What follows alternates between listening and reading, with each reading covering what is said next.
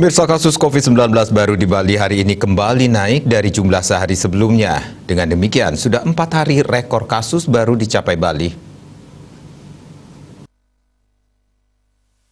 Hari ini jumlahnya bahkan hampir 900 kasus dalam sehari.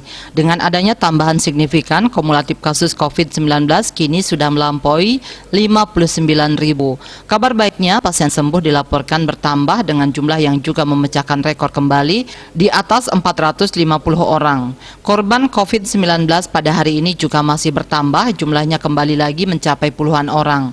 Menurut data Satgas Penanganan COVID-19 Bali, per pukul 13.30 WITA, terdapat 885 kasus baru. Kumulatif kasus yang ditangani Bali mencapai 59.215 orang.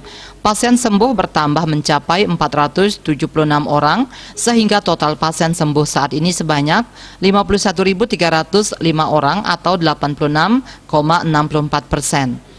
Korban jiwa bertambah 21 orang. Kumulatif korban jiwa COVID-19 mencapai 1.726 orang atau 2,91%. Rinciannya terdiri dari 1.720 WNI dan 6 orang WNA. Jumlah kasus aktif yang masih dirawat maupun menjalani karantina berjumlah 6.185 orang atau 10,44%. Mereka dirawat di 17 rumah sakit dan dikarantina di Bapelkesmas, UPT Nyitdah, Wisma Bima, dan BPK Pering. Dia Dewi, Bali Pos melaporkan.